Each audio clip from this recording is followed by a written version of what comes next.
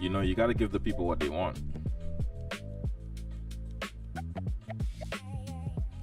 The people are here. Not a lot, but they're here. I know y'all can't hear me yet, but you know.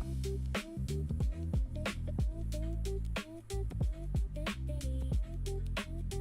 know, you gotta give the people what they want.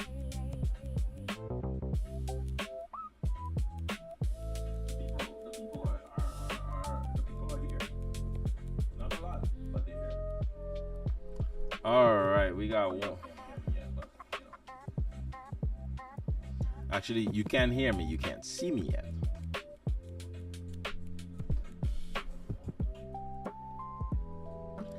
All right.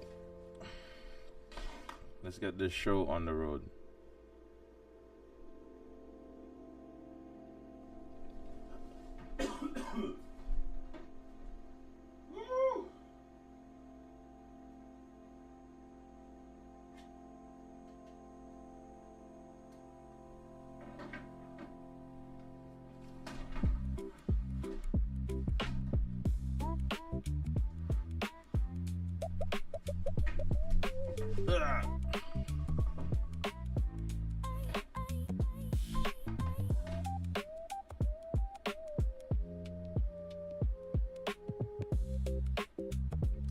Alright, where are my headphones?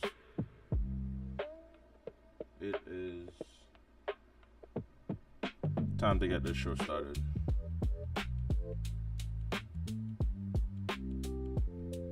Alright. Well, ladies and gentlemen, it's been quite some time, hasn't it? At least since I've been in on a stream, you know what I'm saying? Like, can't tell you the last time, my friend.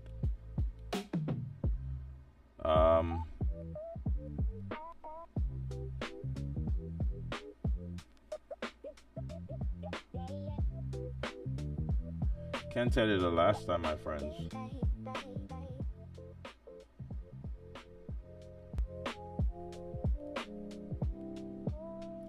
Just fixing some settings here. Either way, I'm actually quite glad to be back in the stream, because not only did I set this up for me, for you guys, but now I have like a consistent format, which I am very excited to be living in for some time. And by I say living in, I mean like I'll be able to pretty much consistently reproduce this content now that I have my flows and my scenes set up. So I guess we could kind of like talk about why we're here today, right? For me, one of the main reasons why we are here today is because OriginTrail had a new release, right? And this new release involves some not really a new bounty or anything. Well, actually, yes, it is a bounty, but it's more like a not traditional, like, hey, build your project bounty, but a different kind of bounty that relates to like vulnerabilities, right? So I think it's just gonna be a nice chill stream. We're gonna just go over all that stuff, talk about what was released, check it out. You know, I love the OriginTrail guys, the OriginTrail team. So let's see what we can dive into here. And what else do we got going on? I don't really have much else to say, like much to do, much that I want to, other than building out ClawTrail, which I can, now that I have this live flow set up, I can actually reproduce this setup a lot more, a bit easier.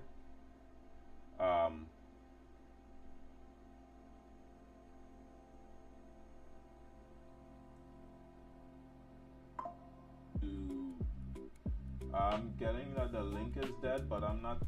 Seems BRX is telling me the link is dead.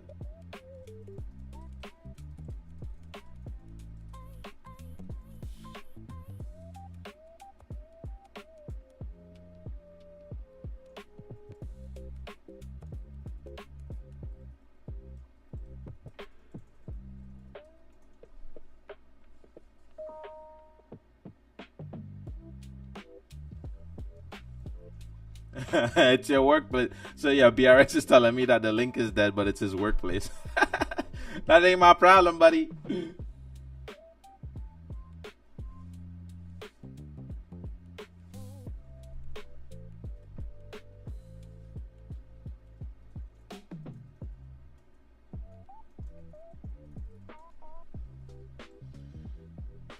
All right. So sorry, I'm just chatting with more people to make sure that everything is good.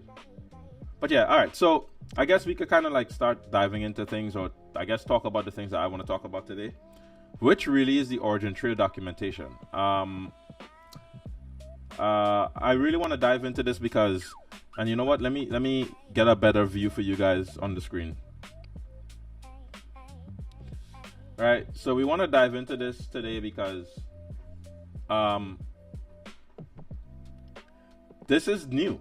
You know, we have a new version to the OriginTrail decentralized knowledge graph coming out here, and personally, I think it's quite important to like discuss. You know, it's important to get up to date with, because the future of building these systems, or these multi-agent systems, they seem to be becoming the new trend, right?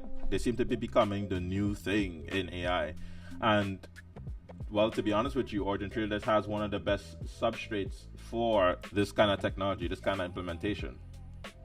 So I think it's important to review the OriginTrail release, the OriginTrail documentation. I think it's important to review the code base, the GitHub repository for V10, which is right here, as you can see. And it's actually quite short. There's a lot more on the inside though, in terms of what was implemented. So maybe we even just get like the basics up and running on this computer, because this computer I do not think has an instance of the OriginTrail decentralized knowledge graph V10. I don't think it has a V10 node on this computer, and if it does, let's check right now. Let's check and see, because if it's up and running, the UI for it should be up and running. Yeah, I have no UI running or anything locally, so I don't think there's I don't think this computer has a version. So we're just gonna probably try to do the first setup, not Hermes. We're not gonna use Hermes. We're not gonna use OpenClaw. We're gonna use a local setup. And so yeah, we're gonna go for the standalone node, which we're just gonna put on our computer here. But isn't this beautiful? Don't you remember the days where we were going all in to try to install some freaking the OriginTrail node? Oh my god, it would be like well, literally I had to produce courses just to get your OriginTrail nodes set up. So the fact that we can pretty much spin up an OriginTrail node in like in 3 lines, bro, I'm like, come on, this is exciting. You know, very exciting times for the OriginTrail DKG. So all right, how do we want to start this? How do we want to go with our movements today? I'm really not sure how do we want to start this. So maybe we start with the Twitter post, right? I think we start with Twitter.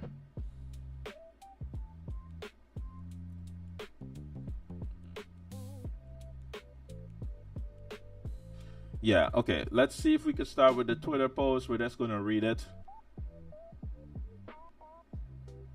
And let me just load down this music a little bit more.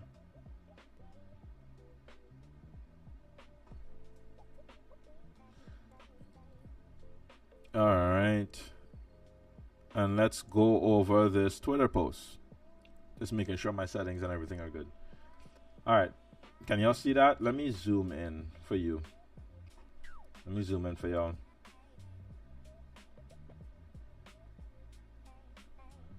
All right, so let's kind of dive into this. It's really important, so let's just dive straight into this. All right, so let me check to see if I have any outstanding comments. Nope, no weird comments or anything. All right, so we could get this show on the road. Nobody's going to be upset, right? You know, this you can't please everybody, you know. All right, so let's go. So the OriginTrail DKG V10 begins its mainnet rollout with a Frontier AI resilience gate. What is a resilience gate? What is a Frontier AI resilience gate? Trust me, it's new to everybody. This is the first of its kind, really and truly. And what this means is The DKG, we live in a day and age where AI technology is pretty much breaking or building, and it's doing everything. It's doing everything for everyone, right? So, what a resilience gate I'm learning is pretty much a new way of releasing software technology. Well, I wouldn't say a new way, but it is, I guess, the preferred way of releasing updates in a world where AI is faster than the human, right? The AIs are, it's more accurate than the human. It's more dangerous than the human in the technology landscape and in the software world. So you have to protect your releases by doing things like honeypot bounties, or at least this is a good initial idea. Because, you know, as we may have seen, I don't know if you guys know, but Claude Mythos was released yesterday. And I will tell you, I've used the Claude Mythos 5 version, the new version, Fable 5, and it is truly different than anything else on the market, right? So it's AI itself is leveling up. AI itself is pushing to new boundaries, and meanwhile everybody's saying, you know, the AI bubble is gonna pop and whatever, which they may be right from economical perspective, right? But the technology is actually improving. So at some point we're gonna find that sweet spot between the cost to access these systems, and it may turn into something like, you know, a gated community, AI community, because the tools may be so expensive in the short term until they unlock more power, right? So this is probably something I should even be discussing in another video, because this is actually quite impactful. But for now, just want to break down the concept of this whole resilience gate. This is just a new way of making sure your software is battle tested before actually putting it out into the wild, right? So let's dive deeper. Today, the final V10 release candidate, the exact contract bytecode intended for mainnet, goes live as a public pre-mainnet funded with 300,000 track tokens, a 200,000 track honeypot pool of real drainable positions, plus a 100,000 severity reward pool. So what this means is, if you hack it, you get it. You know what I'm saying? And I think it's innovative. I think obviously it's been done before in different perspectives in crypto and software, but I think this is the first one. This is the first AI bounty in the sense in this format, at least that I am aware of. Maybe someone else somewhere did something similar, but I haven't been aware, or I haven't seen that before. So this is a really good way of testing your network before sending anything live. So shout out to the OriginTrail team for this thought. And I would be sweating my nuts off if I'm telling you, I'd be sweating. I'd be scared. I would be scared if I was building an infrastructure that carries hundreds of thousands of dollars in there in this age of AI, because you need everything tested, right? You need everything. AI can just, like, it's 2 seconds and then your system is compromised, and then what? And then what, right? In this age of AI where these tools are smarter than a developer. I think I was watching this video and they talked about how these AI systems, they an engineer that is an average engineer with the new AI toolings has enough to beat I think a team in 72 hours or something like that. He was able to outperform, or they measured the output of this engineer, and he works better than I think 20 world-class engineers in 72 hours. One guy. So, I mean, to be honest with you, AI is definitely, if you can afford it, it's definitely changing the game. So companies have to adapt how they release software, and this is a good adaptation in my opinion. So let's go. Independent researchers and AI augmented teams are invited to break it, drain the honeypot, that's what we just said, and you keep what you take. And every valid finding is paid by severity. So if you drain 100,000 track, well, you may still get our additional bounty from the 100,000 severity reward pool, right? So that's important to understand. And every valid finding is paid by severity. It's a real pass-fail checkpoint, right? Findings are fixed and verified first, and clearing the gate is the precondition for the mainnet launch. The first step of the DKG V10 deployment by design. So pretty much, if it isn't hacked, if it isn't broken, or if it is, and rewards are paid out, that's the only way we get to V10 mainnet, right? We don't get there without testing this network a bit. So even after I'm done with the stream today, I'm probably going to find some ways to start hacking away. You know, hey man, you got to rebuild my bags. You know what I'm saying, bro? You know, this is the times are hard, bro. The economy is hard. So you got to rebuild my bags, okay? So I'm gonna see if I can hack this. Thanks, OriginTrail. I'm gonna see if I can hack you guys for the first time ever. I'm gonna become an enemy of OriginTrail and see if I can hack it. Well, you know what? By participating in this, I don't think you're much of an enemy. I think you're a friend. So yeah, I'm going to be your even better friend by hacking you and taking your money. So let's go on with the rest of this. So why lead security instead of, yeah, right. Why this is what Roy was saying, right? I was saying we're leading with security instead of just shipping the technology itself. Right. So this is good. On May 29, 2006, a researcher using Claude AI Opus 4.8 surfaced a critical, roughly 4-year-old soundness flaw in Zcash. So I didn't even know that's what took place with Zcash. I saw the drama a little bit behind Zcash, but I actually did not know this is what took place with Zcash. So let's look at that. Zcash's orchard pool, a bug that had passed repeated expert review in about a day with a working proof of concept. So this is exactly my point. We live in a day and age where your stamp that it's been reviewed by Certic or whoever is your smart contract has been reviewed. Your this has been reviewed. Those days are dead, bro. Like, okay, sure, they may have something, but those days are dead. No, human reviewed just is okay, but I mean, come on now. The systems are just significantly better than they used to be. So it's important that you now need manpower of AI systems testing your stuff, and you obviously don't want it done with just one model, right? You don't want it just Anthropic. You want people to use GPT-5. You want people to use every model they possibly have to try to break and destroy your stuff before you put it out there, because this world is just not the same anymore, man. It's not the same. So the moments matters, the trajectory matters more. Claude Mythos, we were just talking about this. Claude Mythos, Anthropic's frontier model, is so capable at finding vulnerabilities that it was first withheld from public release and run only inside a defensive partner program. This is the truth, where it reportedly surfaced more than 10,000 high and critical severity bugs in its first month. Think about that.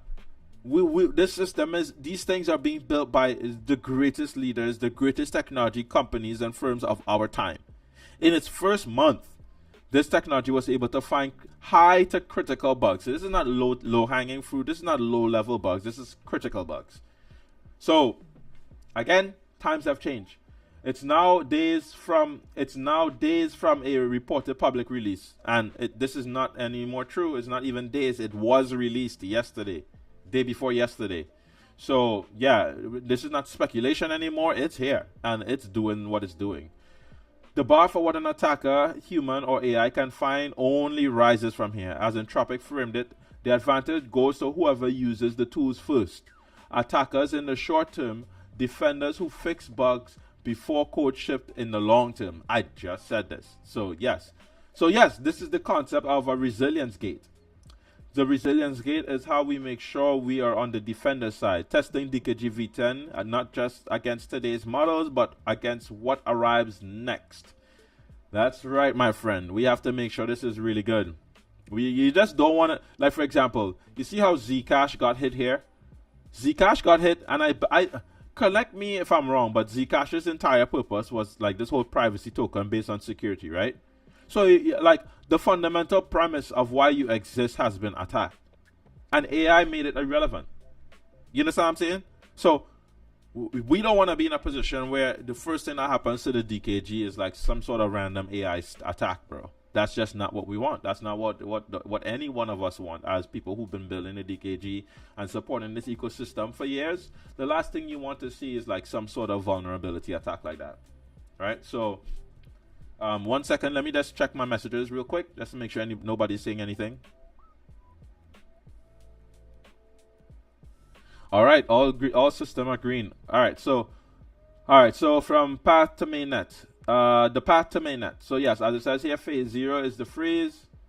Final contracts locked and deployed. Phase 1, Frontier AI Resilient Gate. That's where we are right now. So I assume this goes on until June 17th.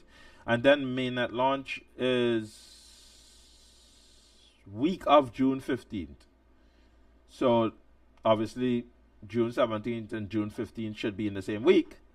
And mainnet should come shortly after the end of this phase 1. And then of course phase 3, continuous audit. Every time you cannot afford to like give up or stop, right? So yeah, in this day and age, and especially as these models continue to climb higher and higher and higher and higher, you definitely want to make sure that you're continuously reviewing your technology. So let's see what's going on here with this. Does this have any sound? Let's check this out.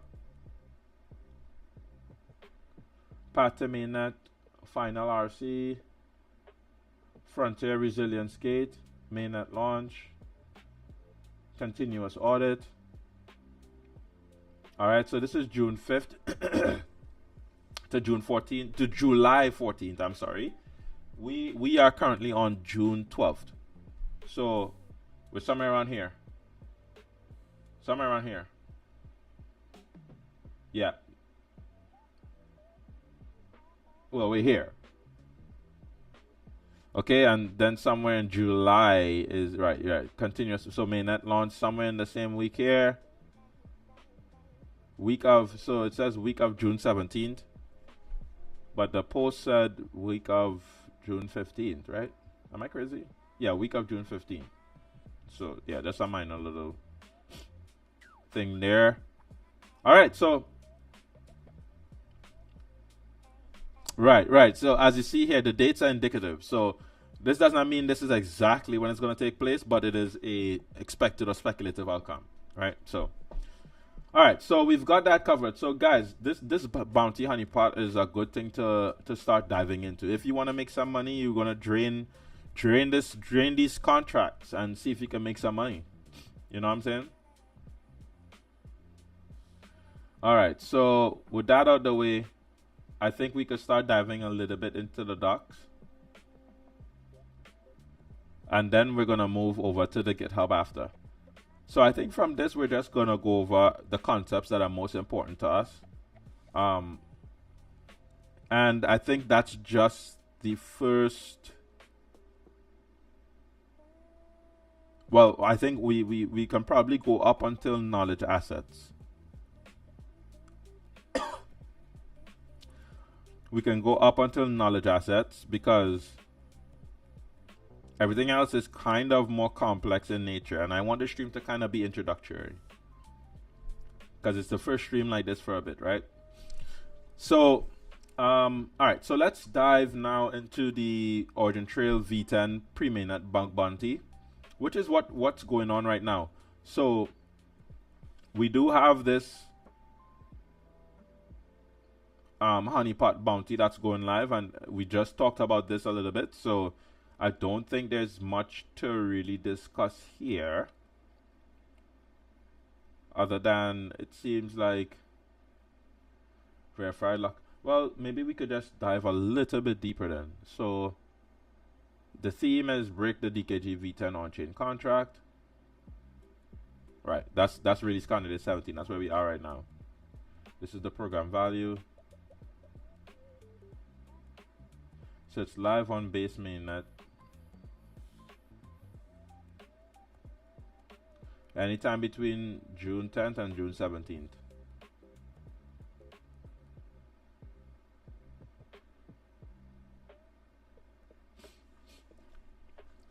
Alright, so this is the final V10 release candidate.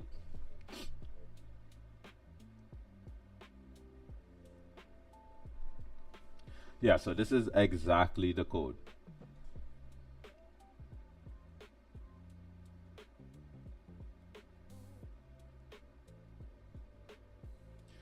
All right, we just discussed the why, the full scope. We talked about that. A bit of an explanation behind what track is.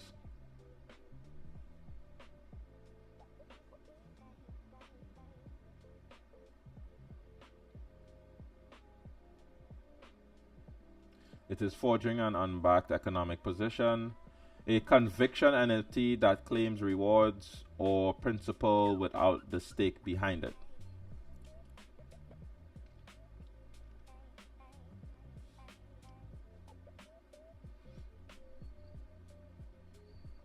Conviction NFTs, DKG stake and conviction NFT, and DKG publishing conviction NFT.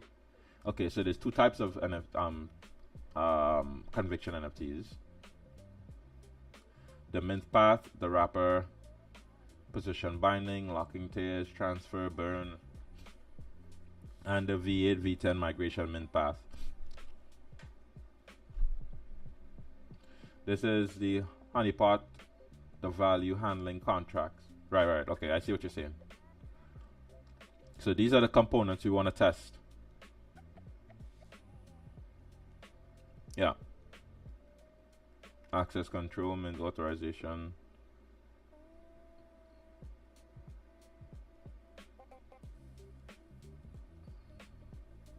All right, general audit, every other deployed contract. Right, so this is the main contract. We want the honeypot, right? Well, not the main one, but this is just the honeypot contract. S with an S. And then there's a general audit track.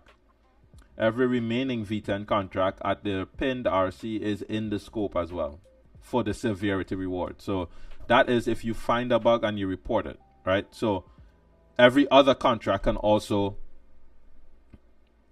if you find something in the other contracts, you also can get a part of the severity reward, but not the honeypot, because those contracts don't carry any tokens, I assume.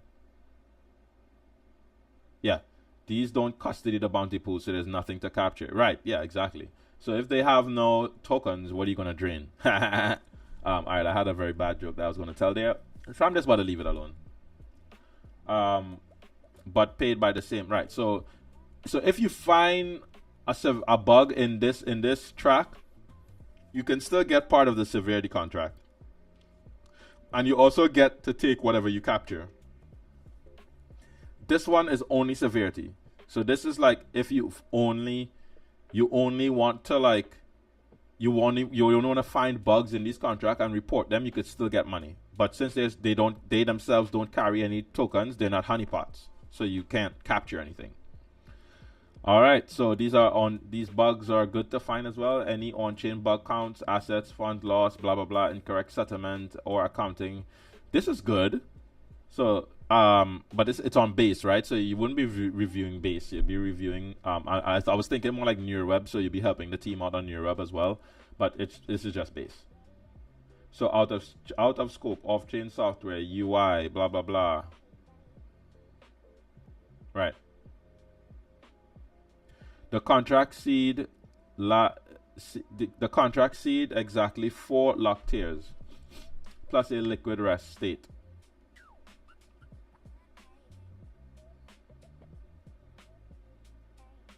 I don't think I quite understand this.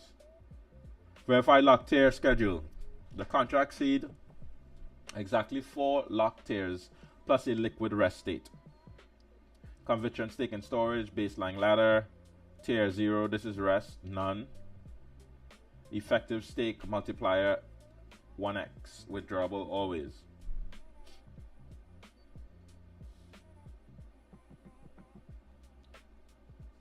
I'm not sure I fully grasped that. The honeypot, yes, 200,000 stake track.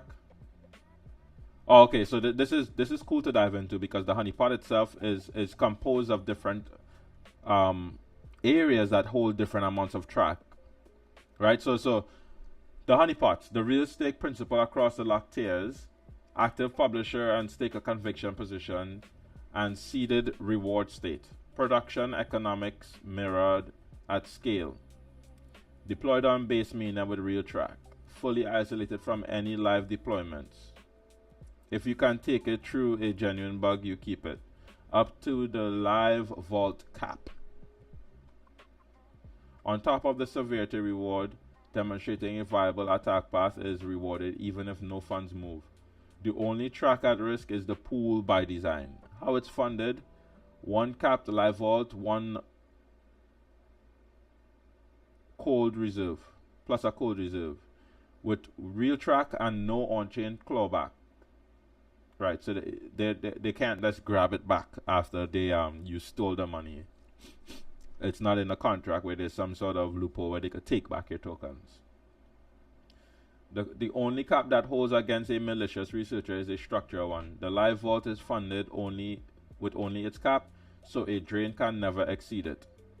The 200,000 is deployed as a single isolated live vault plus a cold reserve that redeploys it after each capture.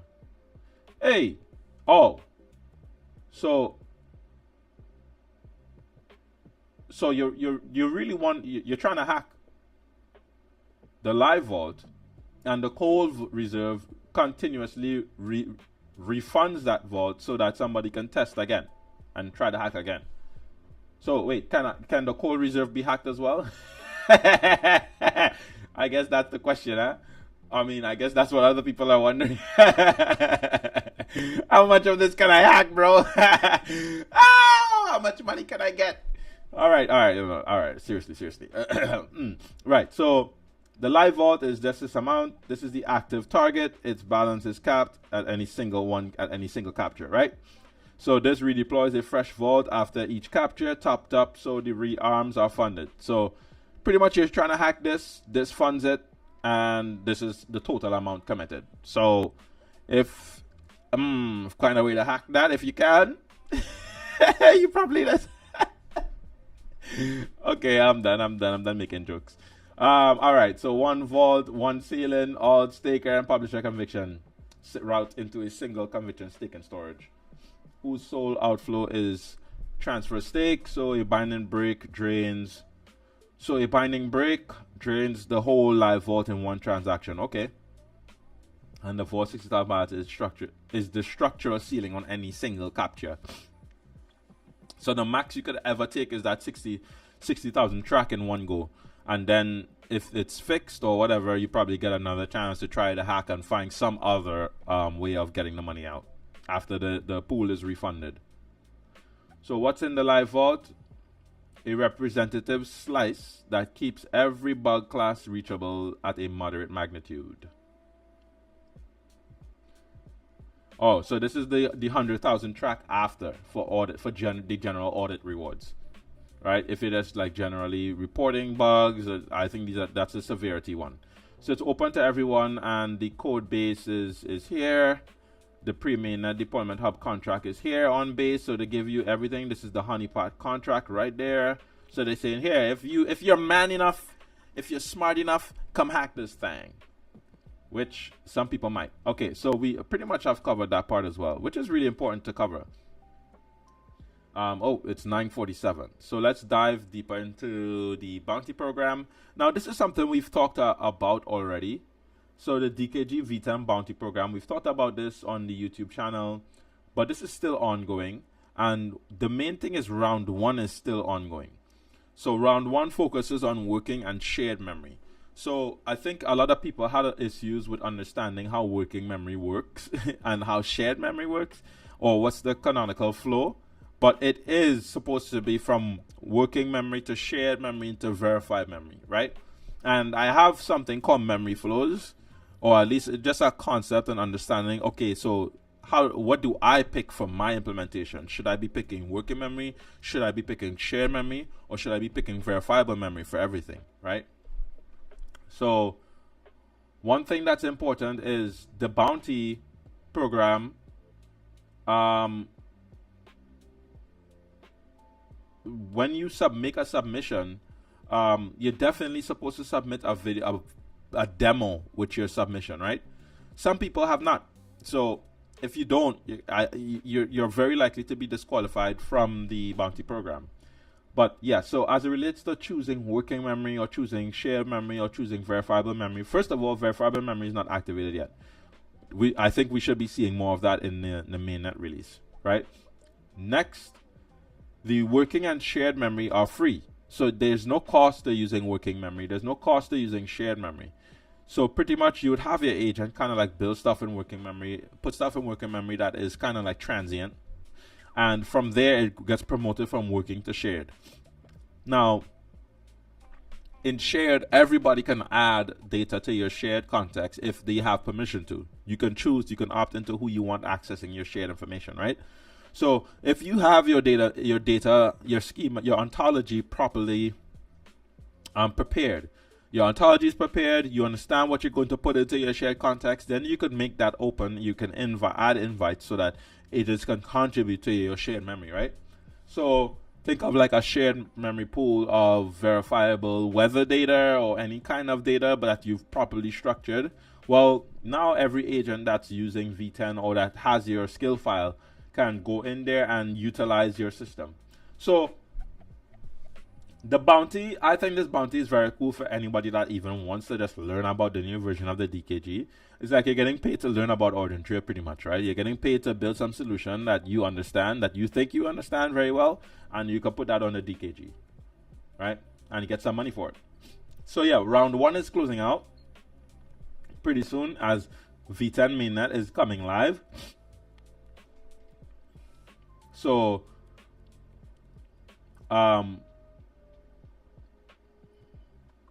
yeah, I think you really want to participate in this.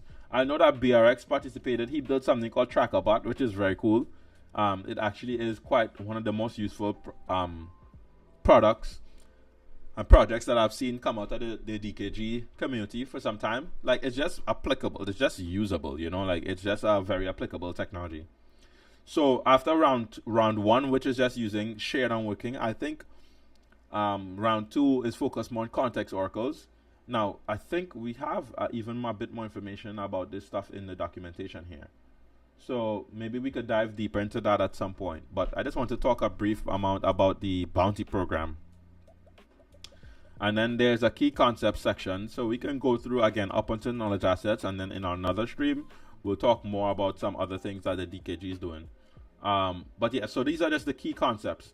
Now, as you can see here, we have this whole concept of working memory, which is like, it's, yeah, as it says here, raw, chaotic, constantly evolving. And shared memories where we get like, okay, I'm sharing, this is a bit more organized. I've done all my playing around. I know what I want to produce or whatever.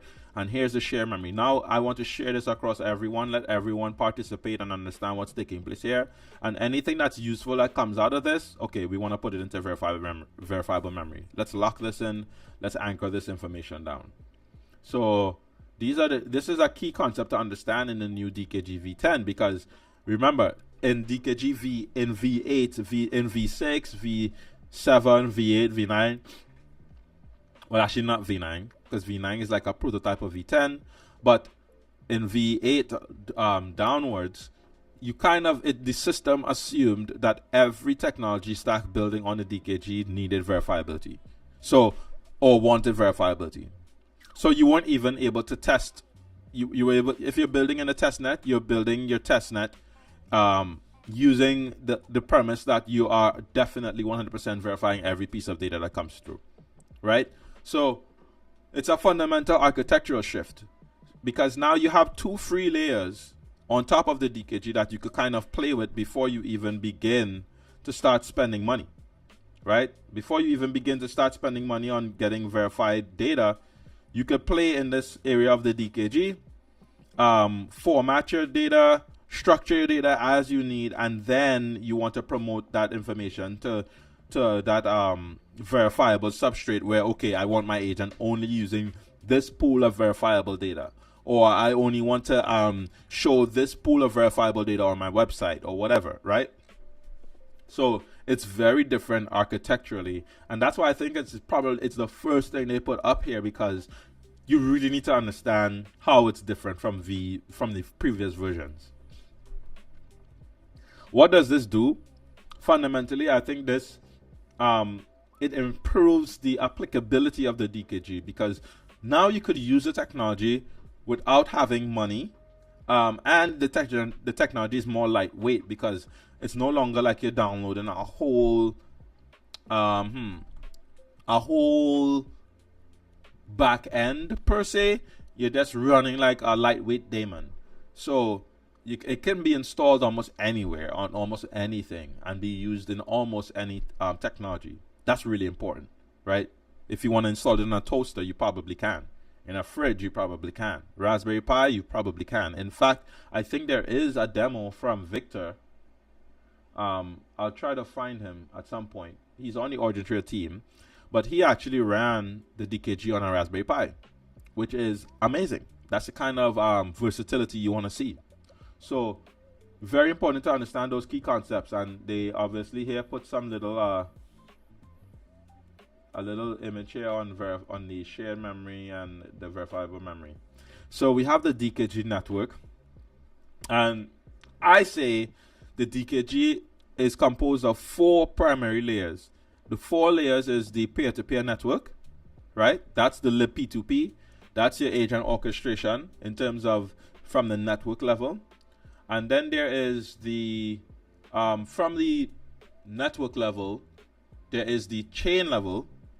There's the chain level, but there's one layer in between there that I would say is important to discuss.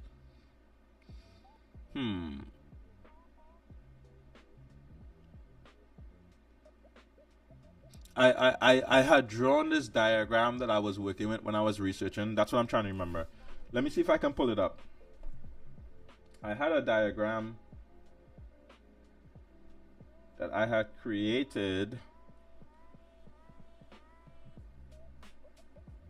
Yep. Yes, I was on track.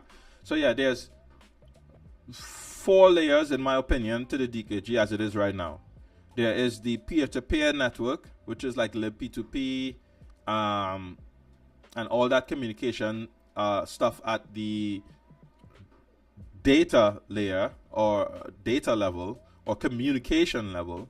And then there is the storage layer. So I would say you have the network P2P layer, and then you have storage sitting right on top, right? And that storage layer is pretty much the oxygraph and your blaze graph and all your different triple stores or whatever other SQL, maybe some lightweight SQL storage for different reasons.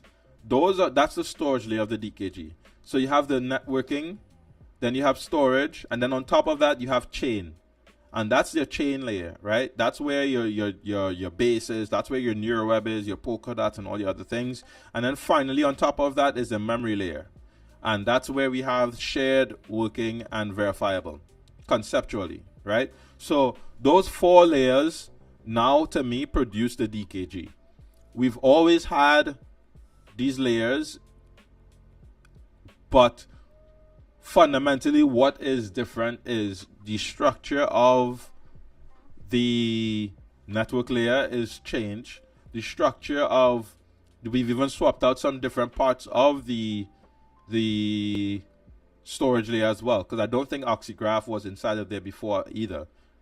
And I believe as of right now, I don't think it's multi-chain, but I'll have to understand where that is. I'm not sure if V10 is connected to everything at once. It seems to me like it's just base contracts being deployed first, so it may just be base and then NeuroWeb and then something else. But I think it's a good move to have the first tests and first releases of stuff take place on base, because it's a wider ecosystem, right? It's a more it's a bigger ecosystem, so having these things on base first can also mean that more people participate who may want the money, right? People in base ecosystem may try to hack it, for the honeypot. So it's good to do those things on base. So that's what I consider the chain layer. And then the memory layer is, oh my God, now that's where a lot of things have changed, right?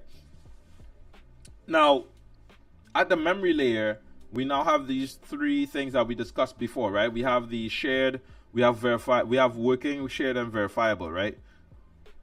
In the past, you would say that there was only verifiable, right? On V8, on V6, on previous versions, there were only the verifiable memory layer. That's all that existed. So the working memory and shared memory is really what's new and what's exciting here, right? The working and shared memory is what's new and what's exciting, because these are two free components added to the DKG that we didn't have before. So the DKG now has a native playground built into it, which is very good. So these core concepts are like the different concepts that break down these 4 layers I discussed with you. But once you pretty much understand the 4 layers, it's very easy to put all of this into context, right? Now, I think in my opinion, one of the key things to really understand in this newer version is the concept of agents and conviction. I think everything else is pretty self-explanatory, but how these two pieces fit into what currently exists is also very important. So we'll say an agent is a software actor that reads, writes, shares, queries, and publishes through a node. The node maps agents to credentials and permissions instead of letting every tool invent its own persistence and trust rules. So when you spin up your OriginTrail node on a DKG V10 node, you're spinning up an agent with that, I believe, if I remember correctly. So I think these two are tightly coupled together, so some of the terminology might not be a one-to-one representation, but you can also spin up, for example, I could give this repository to an OpenClaw agent, right? As you can see here, and that OpenClaw agent will have a V10 node. So now the agent has a node attached to it, right? The same thing is with this Hermes. If I gave my Hermes agent this adapter and say, hey Hermes agent, install this, then now my Hermes agent will have a V10 node, right? So that's fundamentally what we're talking about when we're talking about agents and the DKG node. And if you have a standalone system like down here, this is just you installing the packages and getting some sort of token to authorize yourself. So I could install this right now on my computer. If we have time today, we will do it. But it will install a standalone DKG node on my computer, on this computer I'm streaming from right now, which is my work computer, right? And this is something that I did not even know. I thought I had to pull all of this before. It's only when I was reading this documentation I saw that you can actually just update directly from the node itself, the current install of your node, the current version of your node.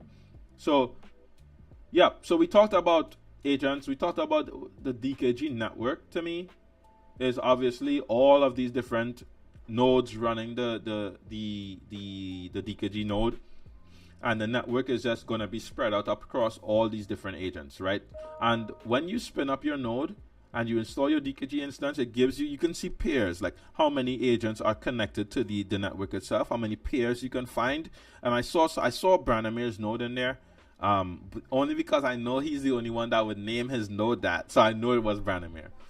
But there's some like on V10, I connected yesterday or something, and I had like 10 or 12 pairs, 12 pairs that were online at the time. So yeah, that's the network. The network would be everyone that's running the node, running a DKG node, and the DKG node is just is the local gateway into the network, right? Now, I don't think much has been said about how to become a core node yet. In the past, this involved putting a stake on there and having a certain amount of tokens to verify that you are serious about protecting the network and hosting knowledge for the network. So I'm not sure if there's more to come on this documentation, like, hey, a core node maybe does not require a stake anymore, but maybe it's you vouching to participate in a certain way. But to be honest with you, I cannot ever see a core node not involving a stake, because you need to have the economic incentive to have core nodes behave correctly. So punishment needs to take place in some way, slashing of some form, punishment of some form needs to take place for people who vouch to do more. There needs to be a reason why they want to do that. And also reward has to take place too. So in the past, we've seen how that works, but we'll see if things have to change in V10, because this is a completely new way of doing things.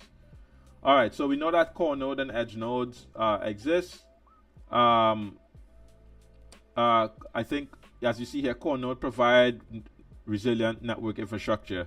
To me, corners are like, I'm saying we're going to have a certain amount of uptime. We're going to be 99.9% up all the of uptime, or whatever. So everybody knows context graphs, but you just don't know it as this. Everybody in the OriginTrail community knows context graphs to be paranets. So pretty much a context graph is just a collection of data in a particular format. So if I want all my data to represent the weather, then I could create a weather context graph and have all the weather information in that weather context graph. That would be a context graph, right? So it's just a matter, all you would need to do is have a proper ontology for your particular context graph, so that when agents and people and whoever communicate information, it's properly set up so that you can ingest that information. Now in the new UI, you can even just click a button to create these context graphs, right? So context graphs on demand is a thing now, right? Now, a curator controls context graphs. There's like public context graphs and private context graphs, and you could kind of set who controls what. But I don't think we're at that point where things are that crazy yet. So I think we can kind of just move on to one of the key things here is probably like a knowledge asset. We know that knowledge asset is the data itself that you're actually putting into the context graph. So you have this context graph, you have a structure of things that you want to accumulate knowledge on, and now you want to put a knowledge asset inside of there, right? Or many knowledge assets inside of there. And you can tell where a knowledge asset is or which knowledge asset it is by its UAL, its Universal Asset Locator, so we can identify something. Obviously, the publisher is the person who puts it in there, and these are the different triggers you can do. You can publish, update, and verify. Now, I will add here that this is very cool, the update, because remember, we kept getting the ability to update, and then it kept disappearing and coming back and disappearing, and I never really understood why it's such a difficult feature to nail down. Now, I think here's my understanding, right? I think that it's difficult to nail down because of the verifiability components. Like once something is anchored, even on chain, you can't just go and change that information. Well, you can, but it may be more expensive to do so. So I'm wondering if like updates, it's just a hard thing to lock down because of, first of all, managing versions of data, making sure each version of data lives and is somehow connected or it knows each other. Things like that is probably why it's such a difficult feature to hold down. I assume, I don't know, I'm not on the OriginTrail team directly, but I do consider myself a team member in heart and spirit. So yeah, we have this update ability here. So I think this is very cool to have back into the ecosystem. I'm looking forward to seeing how it works in practice. I have done a little bit of testing, but I haven't really gone in there and played around to my heart's content in the newest versions because it kept changing so much. I was waiting for something more stable. So here is the DKG network. We talked about this. We talked about the 3 layers, local, peer, and on-chain. And these are obviously, when you create your node, you get wallets and such for publishing. But the thing about it is when you do it now in the current mode, it actually creates 3 wallets for you and funds them fully for you. The OriginTrail team has a faucet, an internal faucet that they actually built to do that. By the way, I don't know if it was only me, but I believe I'm the person that pushed them in that direction to get the faucet and have that automatically done. But I do actually know, I know BRX complained about that as well too, so I can't take all the glory. So I'll give BRX a little shine, just a tiny bit.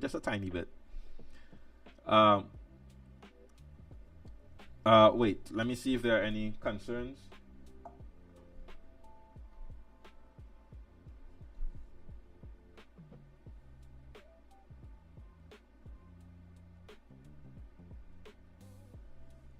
All right, no concerns, no questions. Sweet. So let's go over up to DKG node. We have just discussed this, so we know what the DKG node is. Now we do have to talk about the daemon lifecycle because this is kind of important. This is what your node, this is the heartbeat of your node itself, right? These two things are important: your daemon lifecycle and your HTTP APIs. So at some point, yeah, like down here, we probably have to go into a different video that breaks these down, or a different live stream. But for now, we're just doing a top level stream on all the things that we've discovered thus far. And it is getting a bit late. I think the stream has been going on for like an hour now. So maybe like 5 or 10 more minutes and then we call it quits. So yeah, these are the components that we talked about, right? So in your DKG node, there is the API layer. So this is what you communicate with. And by communicate, I mean like when you launch your node, there's an API that is inside of it, pretty much. And for those who don't know, API, application programmer interface. Think of it as like an information delivery system. An API is like, okay, I have certain information. So if I want to be able to give people this information, I build an API so people can ask me for it. That's what an API is. So your node comes with the API and it comes with storage. All these are the different levels of layers of the DKG that we discussed. So you can store your information and then people can ask about that information, or you can give that information via your API. You can communicate with others. This is how this gossiping mechanism is how shared is what is built on shared working memory is built on. It pretty much, when you upload information to your shared context graph, it gossips to all the other nodes that, hey, this information has been shared in there, right? So and we know what publishing is, and it does give a local dashboard. So let us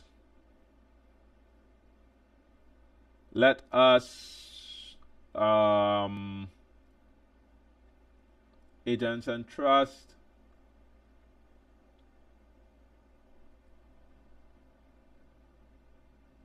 Right. So I think we've kind of discussed most of these things already. Working memory, operational implication.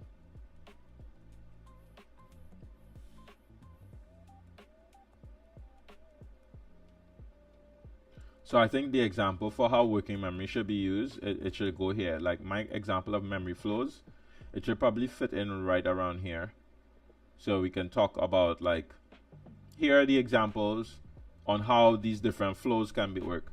Because some people may not need working memory. They may need only just the shared memory. Some people would just be using verifiable data, right? Some people would just only be using, some people will be using the full flow, working to share to verifiable. So there are different memory flows, I call them. And the memory flow that is important to you matters based on what you're building, right? So example, if you have a blog website, you always know the type of information, the form of that data, the shape of the data that's coming in from a blog website or a form. So you may not care about working memory. You may just care about the shared memory, right? And that shared memory can then, whatever business logic you have, can then promote that shared memory into business, into your working, into your verifiable memory. So the example I'm working on can probably fit right there. Context graphs. Okay, so we've talked about this. Context graph can contain subgraphs. Now that's what I'm saying here. Like if you have a context graph about weather, you may have a subgraph about the region. You know, region. You may have subgraphs about place, or maybe even time or something. You know, there's different types of subgraphs. Not everything is the same. So you can build, not each context graph is the same, right? So we're at knowledge assets, and this is the atomic unit of the thing you're putting into the DKG and into the context graphs, as we discussed. So it comes with this kind of identifier, something like a website. So the same way we have dkg.origintrail.io up here, right? It's like this, but it's like that, but for the DKG, you get this identifier you can kind of put into the system, and it will give you back that information. So let me use DKG Explorer. If the DKG Explorer, is it still working?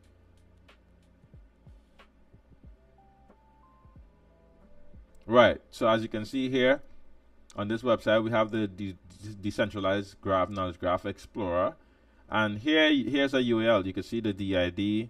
So if I click this, right, it takes me right into that knowledge asset. So now I can see on this page, and we can see right here is a private knowledge asset, so I can't see the information.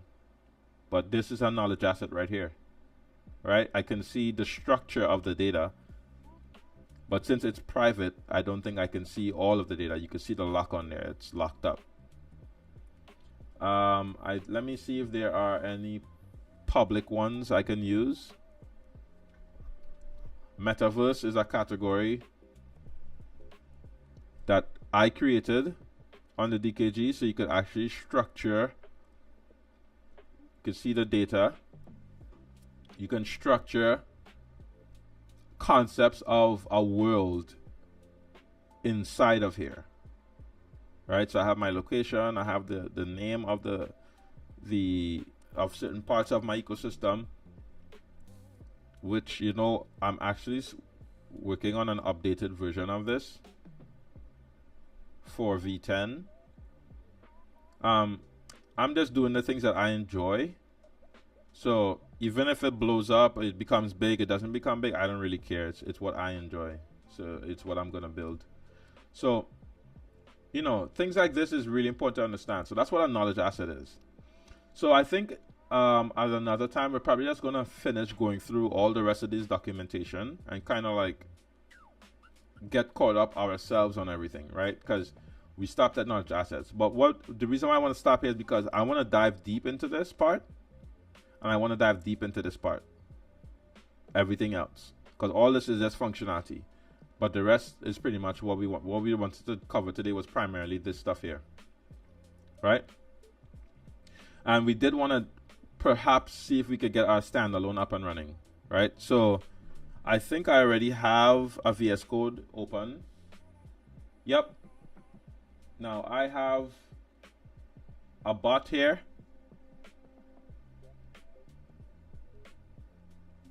That y'all can see. I have my Claude code. I have my Claude. But I don't want to use Fable because Fable is expensive, dude. So I'm just going to use the default for now. I'm going to use 4.8, model 4.8. And what I'm going to do is I'm actually just going to copy all of this, because this is fundamentally how people are installing things these days, right? Right, I'm copying the entire documentation inside of here. Wait, did I not copy it? Oh, it did copy, my bad. Right, and now I'm going to say perform standalone install inside of my test install. In fact, I don't even need to install it inside of anything. But I'm telling the agent, as you can see right here, I'm not sure if you guys can see this, it may be too small. Yeah, I think it's too small on my on the screen. And I'm not sure how to make this bigger yet. Well, I mean, I know it's I know it's in the settings, but I'm not sure if I have the time to even go through all of that right now.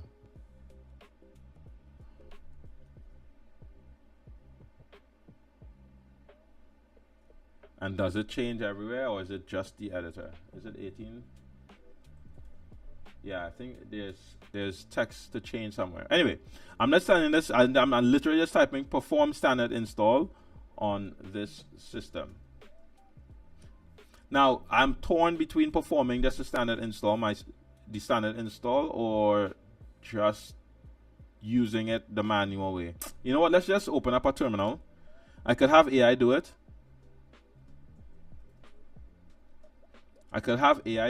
But let's just see what happens if we try to do it ourselves. Line by line, right? I don't think I've even done this. I think I've just done everything using the using AI.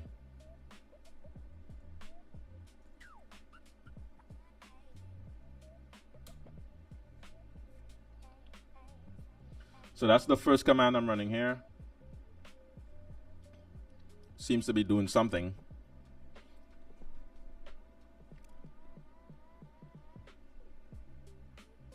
Yep, downloading our packages.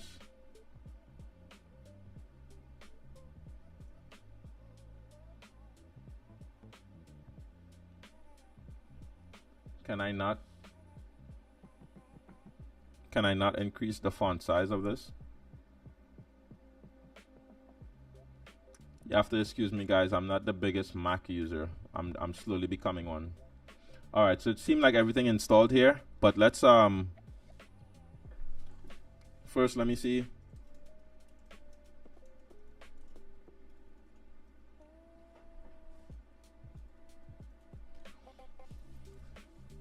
Checking to see how to increase font size of a terminal window. It seems all you have to do is hit Command plus. Oh, okay.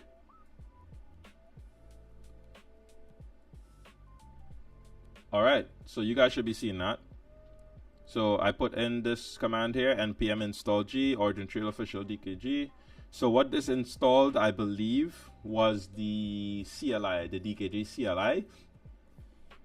And this means like now the DKG commands should work in my system, because it should have installed the CLI in my subsystem and installed the correct paths and all of that. So DKG init, right? You can see, yep, this command will create the config file, and this command is what auto funds the wallets on the testnet. All right, so we're just gonna go through the terminal and install that right now. All right, let's name it live DKG V10 live stream. I don't think you can have spaces in the name. I'm not sure. We'll see. Yeah, we're definitely doing Edge for now. And this is what I was talking about earlier, how we have BlazeGraph and OxyGraph. So I think we're definitely going to use OxyGraph, as it seems to be that's the standard, is recommended. But I don't quite understand the difference between this here. So I'll probably have to play around a bit more to understand that. So let's choose the OxyGraph setup, recommended, setup number 1. And using a daemon managed local. Yep. Oh, okay. So it has like a daemon watching it. So it's like being self-managed by a daemon. It's like there's another tool or process watching the process. Okay. So using a daemon managed local OxyGraph server started on the first daemon boot. Relay multi-address. I don't think it gives you anything about that in the documentation. Right, so I think we're just gonna hit the defaults on that. And let me just make sure I'm not missing something else somewhere. Okay. OpenClaw adapter. Yep, that's fine. Right, so all of that is related to OpenClaw. This is related to MCP. So yeah, there's no instructions in terms of what you're supposed to do at this point. So we're just gonna hit enter here, because, by the way, this relay relates to the libp2p network. This relay address is what tells your node, hey, I'm connected to the V10 test network peer-to-peer in this group of people in libp2p, right? So this is why having the correct relay is important. If you don't have the correct relay, you won't be able to communicate with the other agents on that network. You won't be able to find their shared context graphs and all of that, right? So you need to have the proper relay in there. I'm just going to hit enter here. I'm not subscribing to any context graph. Oh, and I see. It seems like you can even subscribe to multiple context graph at first, which is cool. So we're not going to do anything like that. Yep, we're just going to hit the standard port of port 920, 9200. That's fine with me. Yes, we want auto update. This is a new feature I think Brannaman was asking about. He was just testing this. So we can just go ahead and hit yes here. Yes, and I think this is this is for the official repo. I think this is related to pulling down updates. Like if you try to update your node, it needs to know where to go to pull the particular update. I'll have to double check this as well, but in the past, that's what I know used to be important. You had to know the instance itself needed to know from where it pulled this DKG code, where to pull this DKG code from. So I'm assuming that is what that path is. But again, the documentation does not speak to any of these steps here, the manual. And I assume this is because they also assumed everybody's just using agents and nobody's really going to be running this themselves. So I could see why they did that. But for losers like me who do this stuff here, I'm a modern day loser, okay? For losers like myself that still do this is probably still important. You still want to understand what you're doing. Yeah. So let's do that. Obviously, we're going to be it's on the main branch. Automatically, it does all of that. Yeah, sure. Why not?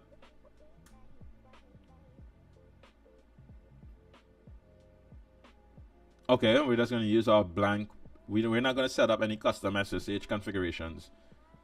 Yep, it has a standard of 5. Yep, it's giving me the standard base testnet. Nope, I don't want any. I don't need any backups. It's standard hub contract. Standard, yes, we're using base testnet.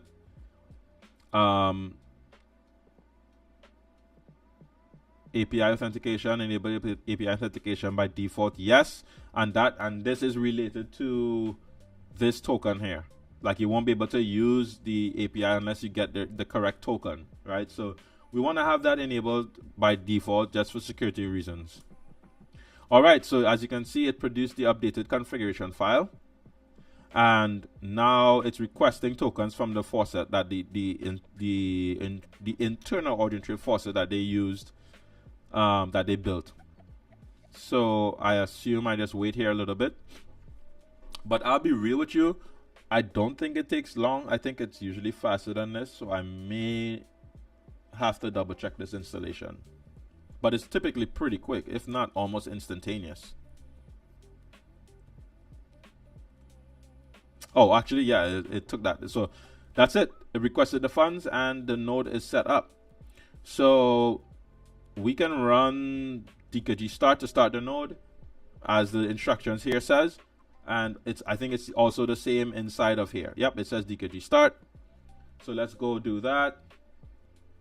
Let's go back to our install. We're just doing this manually just so you guys can see. If I really wanted to, I could have just put everything as I said here in my Claude agent, and Claude would have installed everything for me. But I decided I wanted to go manual so that we can just go through the entire process together.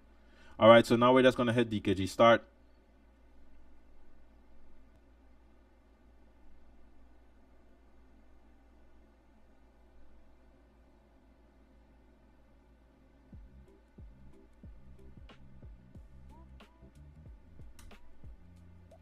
And let's see what happens.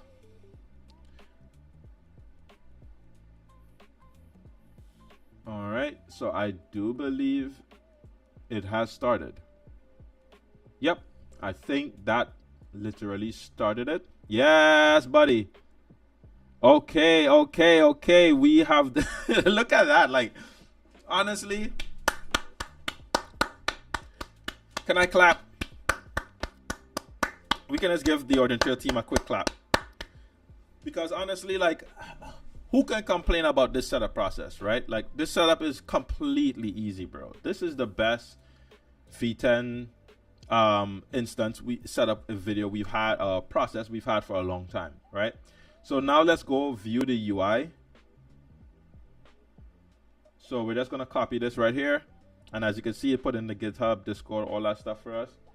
And now we're just gonna go to our local UI. Remember when we first started the video, we didn't have any UI, right? That's because we went here and it gave us nothing, and that was because we didn't have our node up and running.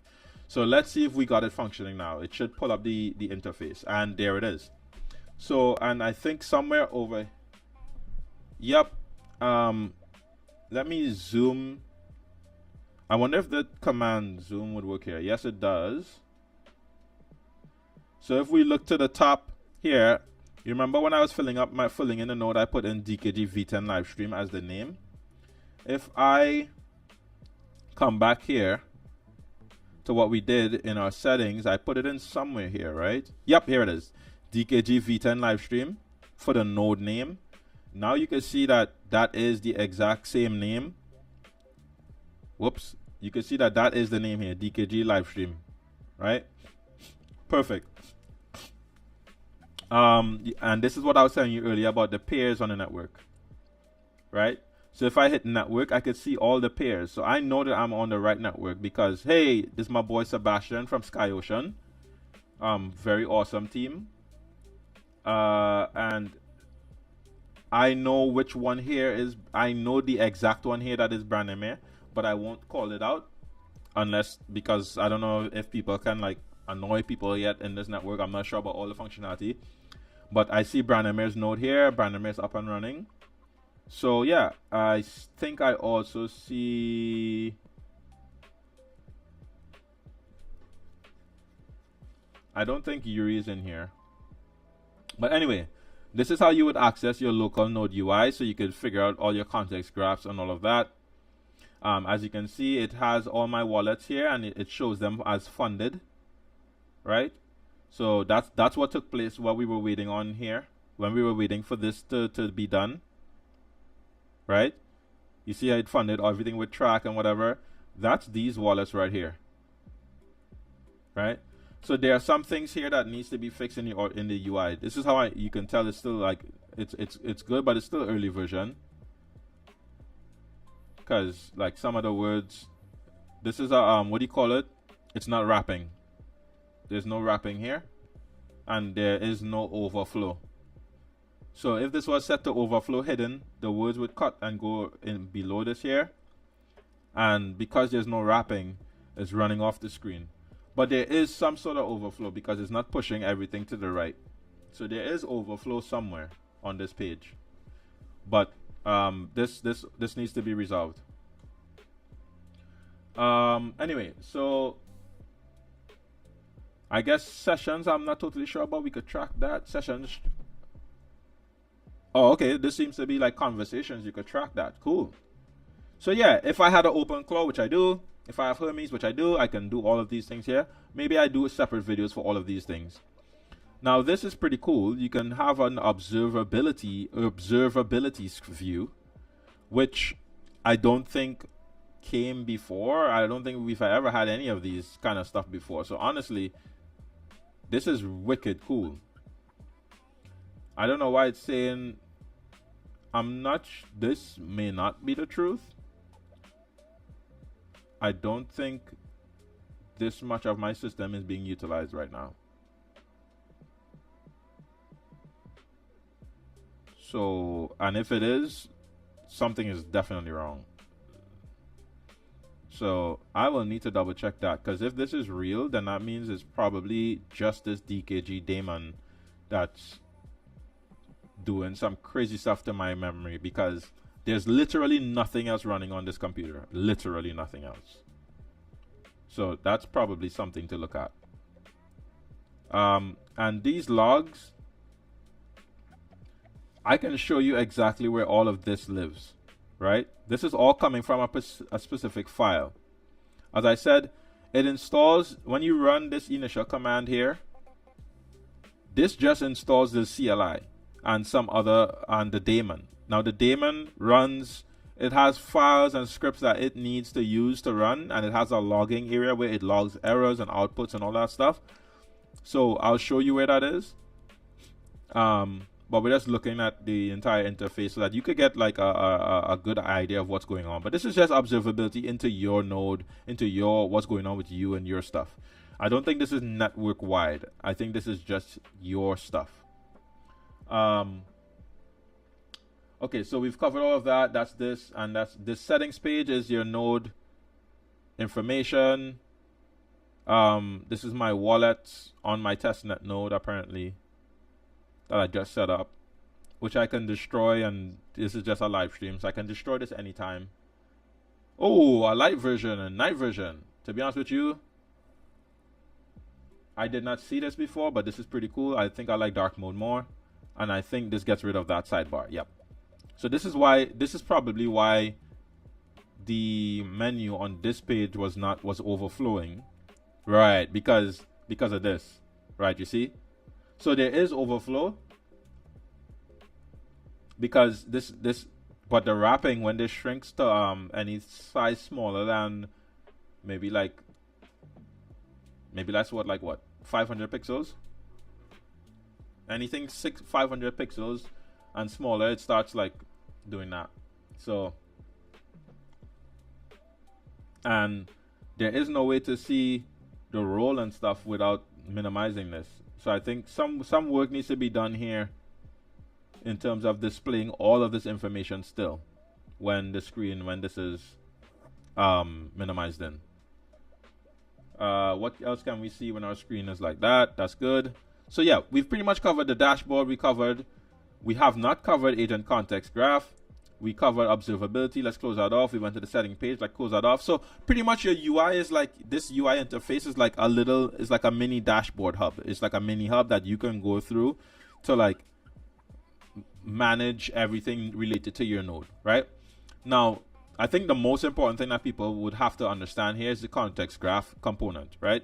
So in your UI, the most important page for you is this. You want to know what your context graph is like. Well, maybe not the most important, because you can still see like your notification and maybe some observability factors is important to you if you're running into issues, or you want to see your success rate and certain things. That could be important.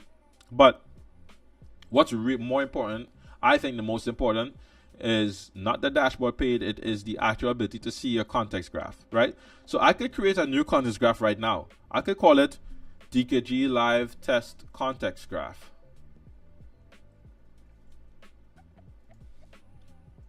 We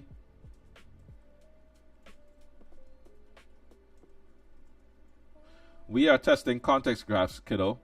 And I could create a new context graph right now. I have it open.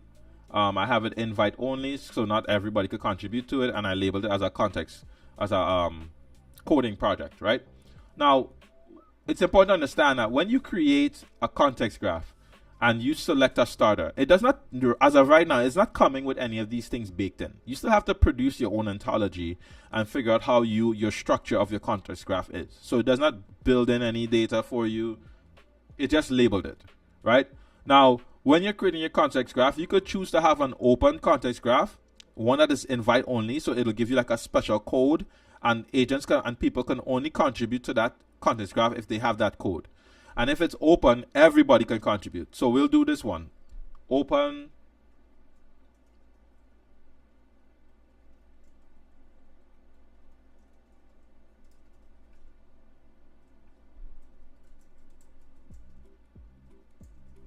So anybody could contribute to this. Now, as it relates to, well, it's open to everyone, but not only people who are considered curators can publish verifiable memory. But in the shared working graph, in the shared memory, everybody can contribute, right? So let's set this one to open as well, and we're not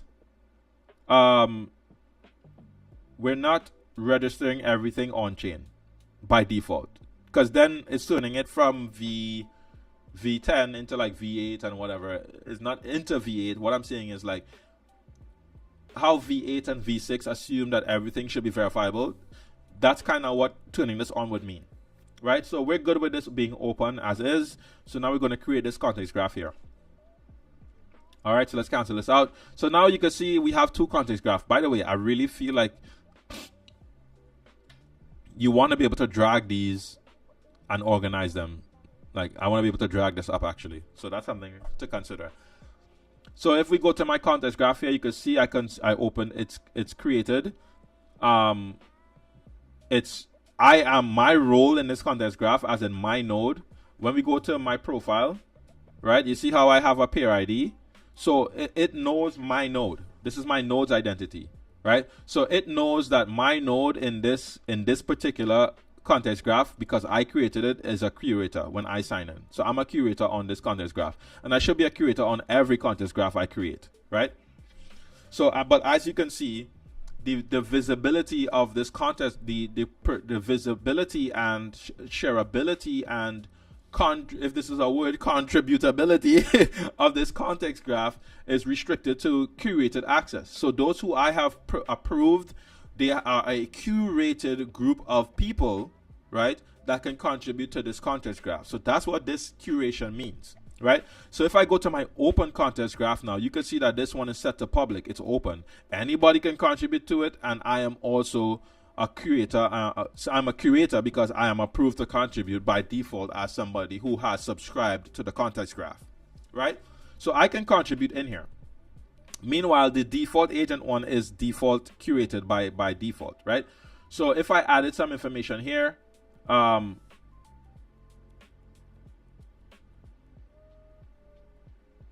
so wait, in fact, I must correct my earlier statement. It seems like it does give some sort of an ontology when it's created. When you create it using templates. Let me see if this one, nope, this is just chat turns. This one, yep, it created the project ontology. But I still think it's empty though. I don't think there's any like subgraphs or anything. Yeah, I don't think there's anything like created for real. So, all right, so so we've done the curated and the open one, right? So let's go through the curated one. In the curated one, we still have working memory, we still have shared memory, we still have verifiable memory, just like everybody else, every other context graph, but we also have the participants down here. Now, as you can see, I am a participant. This is a wallet ending in 3216. So let's go back to our dashboard here, and we see which one of these here. You see, my first wallet, which I assume is the management wallet or the operational wallet, it ends in 3216. So it marked me, my wallet, my management wallet, my node, as a curator inside of this particular context graph. If you were to join my context graph, I would also see you here as a participant, right? So, and this is it right here. You could see if you submitted a request to join, it would be here as a pending join request, and I can approve it, right? Because I am the curator. I'm the sole curator and owner of this context graph. So from here, oh, I see a question. Okay, somebody said it would be nice to see me building something using V10 streaming. Oh yeah, trust me, don't worry. This is just the introductory stream where we talk about things. But as I was saying earlier, because I needed to get things set up, right? Now I can keep streaming as much as I want. I can keep going for as long as I want and produce as many streams as I want because I had to reset everything. So yeah, so with this context graph here, now we have access to the working memory, so we can see all the assets and whatever put into working memory. And then when you have working memory, there's a button that shows up and you can hit promote, and that will promote it to shared memory. And shared memory, we can see everything that's been put in here, whatever, and whatever other people put in here. And then the verifiable memory is when you lock it in. That's when you mint it, you're sure about it and it's good, and you put that into your verifiable memory. Now subgraphs is how the information in your context graph is segmented. So I may have, as I said, the climate context graph, right? But then in that climate context graph, I may have a location subgraph, I may have a timestamp subgraph, I may have a shared by context subgraph. So you can have a whole bunch of different subgraphs inside of your context graph, and it would all of these would show here. Now, the query catalog is very important. So what this means is, like, because the DKG is using knowledge graph technology and it's using RDF, you can query or ask questions to your context graph using a language, and that language is called Sparkle. So what this query catalog is, it's like think of it like a repository of questions, right? It's like, hey, I want to know how many items I have, and there are default questions that everybody could ask any context graph that it would be valuable to everyone. For example, an example of this may be, I think everybody would want to know how many assets are inside of their context graph. That's a standardized question everybody might want to know, so it'll be found in the query catalog. You understand what I'm saying? Or another kind of question maybe, I want everybody to know what a UAL, what UALs. I want to know what UALs are inside of my context graph. That might be a standardized question that everybody wants to know, so that it may be found in your query catalog, right? So these are just reusable, as it says here. Actually, I didn't even read this. Reusable Sparkle queries for context graph, right? So this is just reusable questions that they have kind of like done in there. They put it in there so that it's easy for people to ask these questions, right? Now, I could definitely think up a lot, like and they gave you a demo here. So this is a Sparkle query, and it's asking the graph for give me everything in my graph where this subject and this predicate and this object makes sense, right? So we're asking for the context graph is this, like test context graph, and starts with this and contains, I believe, a private component. If you ran this, you can save it, run it, and I believe this is the result below here. Now I can't click this or expand this information anymore, so that is probably a feature they probably want to add. Like, you want to be able to click through this and get all the information as you want.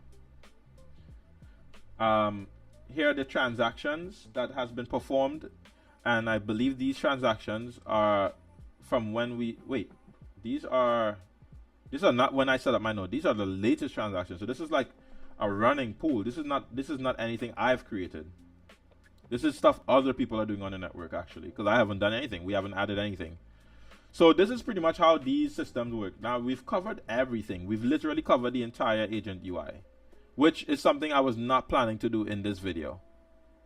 But maybe I could snip it up, and then we can like we can continue to use this video for other content. So context oracles is something I have yet to dive deeper into. So even this, we have a bit more to go, right?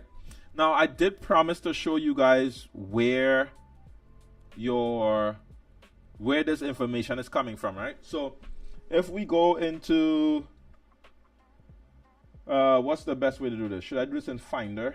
I should probably open up Finder.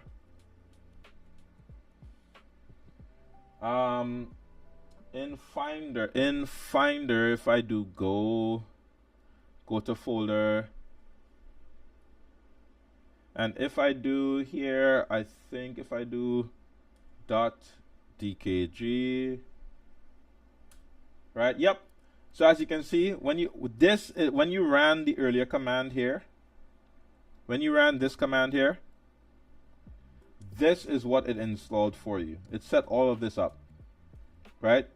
So this is all my agent information. So if I open this up right now, wallets.json, you would be able to see all of the wallets all of these wallets here in my node UI.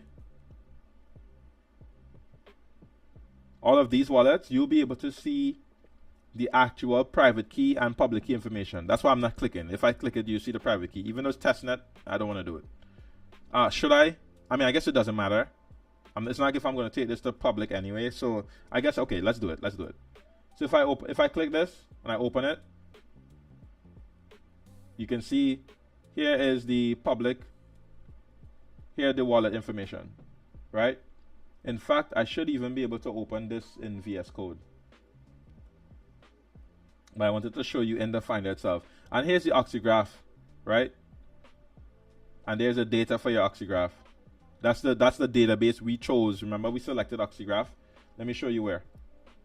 Right, when we were setting it up manually, we selected oxygraph right here in option 1, remember? Right here. This is where we selected the oxygraph. So we could see that this data is translating directly into our setup, right? And then we have our config JSON. So this, all of these things, all of these questions, everything that we fill out here, I mean every single thing, it was saved to that config file. So you see here, config saved to this users love. Yes, the name of my computer is love because I love everybody. Don't laugh at me. You laugh at me, I laugh at you. You laugh at me, I laugh at you. All right. So we could see right here. This is where all of that is. The config is right here. The config file is right there. Right? And this is your daemon. And if we go back to the interface, right, and we click node log, you see all these things. This is running in real time. You see, right? It updates in real time. All of this is like the issues or not issues, connection information. All of that is constantly, and remember, it's set to every 5 minutes. It does certain sets of checks as well too. Well, that stuff is actually in a file right here called daemon.log. Right? So this daemon.log file right here,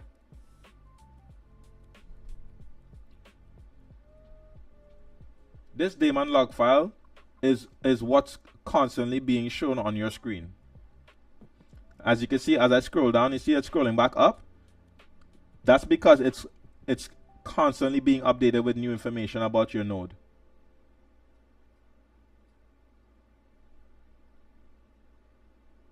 Right? So that daemon log file,